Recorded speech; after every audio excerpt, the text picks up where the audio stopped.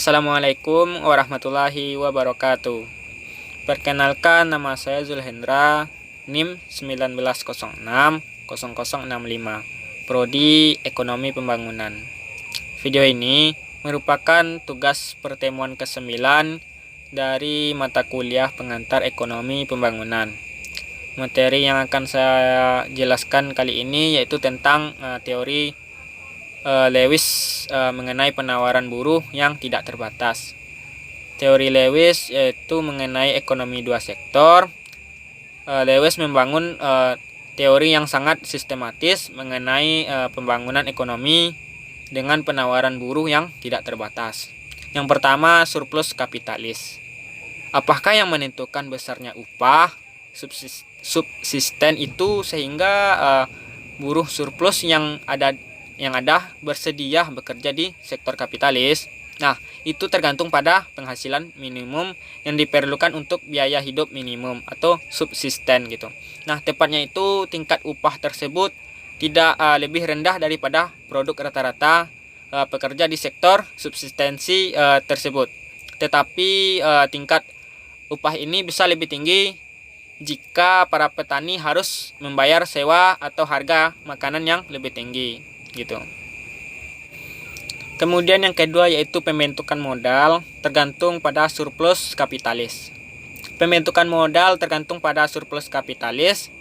Lewis ini mengatakan kunci dari proses tersebut adalah bagaimana penggunaan surplus kapitalis itu. Jadi gini, modal dibentuk dari laba yang dihasilkan oleh para kapitalis. Kemudian menurutnya, jika kemajuan teknologi bersifat menghemat teknologi, ia dapat dianggap sebagai kenaikan pada modal. Nah, dan jika ia bersifat menghemat buruh, ia dapat dianggap sebagai kenaikan pada produktivitas marginal buruh gitu. Kemudian yang ketiga yaitu peranan pemerintah dan kapitalis swasta. Menurut Lewis, problem pokok yang di dalam teori pembangunan ekonomi adalah memahami proses bagaimana masyarakat yang sebelumnya itu menabung dan menginvestasikan pendapatan nasionalnya itu sebesar 4-5% atau lebih kecil dari itu gitu. Kemudian mengubah dirinya ke dalam perekonomian dengan tabungan sukarela berkisar 12-15% dari pendapatan nasional atau lebih gitu. Inilah problem utamanya karena masalah pokok adalah akumulasi modal yang cepat atau termasuk pengetahuan dan keterampilan gitu. Selanjutnya yang keempat yaitu pembentukan modal melalui kredit bank. Nah, modal kan tidak hanya diciptakan dari laba ya kan. Nah, modal juga bisa diciptakan dari kredit bank gitu. Nah, dalam suatu ekonomi terbelakang yang memiliki sumber daya yang melimpah namun belum dimanfaatkan dan kekurangan modal juga gitu. Nah, penciptaan kredit mempunyai dampak yang sama bagi pembentukan modal seperti laba. Nah, kemudian Profesor Lewis ini mengatakan inflasi dengan maksud pembentukan modal adalah suatu yang aneh karena ia membunuh dirinya sendiri gitu katanya. Kemudian harga-harga mulai naik tapi lambat atau cepat akan disusul oleh kenaikan output. Dan mungkin pada tingkat akhir harga akan menjadi lebih rendah dari sebelumnya gitu. Kemudian selanjutnya yaitu tentang akhir proses pertumbuhan. Teori tersebut menunjukkan bahwa jika penawaran buruh yang tidak terbatas tersedia pada upah real yang konstan, dan jika suatu bagian dari laba diinvestasikan kembali dalam kapasitas produktif, laba akan tumbuh terus-menerus dibanding dengan pendapatan nasional gitu.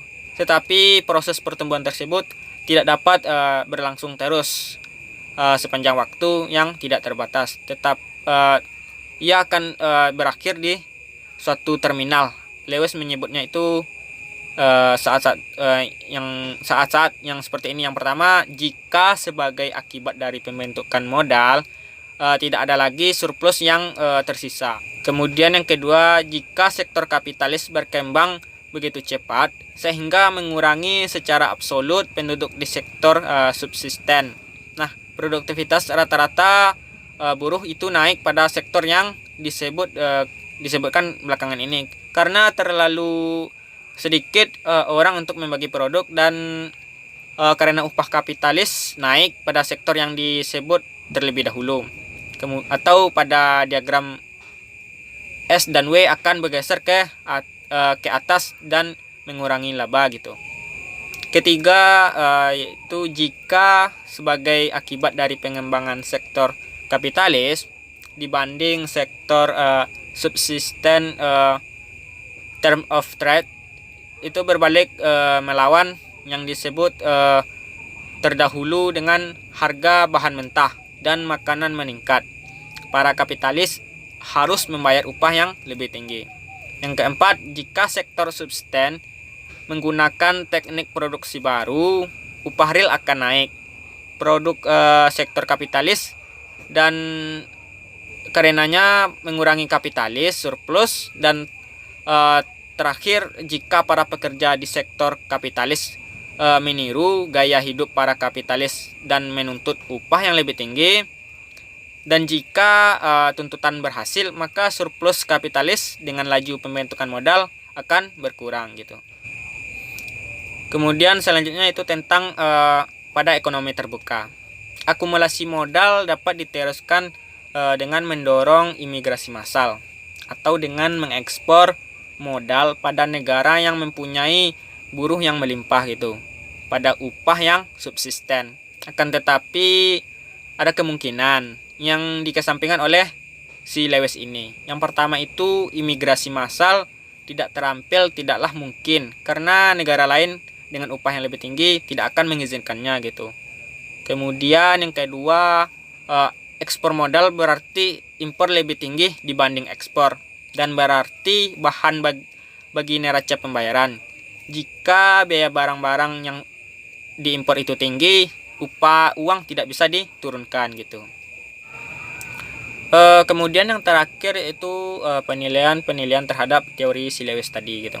Yang pertama itu tidak semua atau tidak setiap negara yang memiliki penawaran tenaga kerja yang tidak terbatas gitu. Kemudian yang kedua, tingkat upah di sektor kapitalis tidaklah konstan.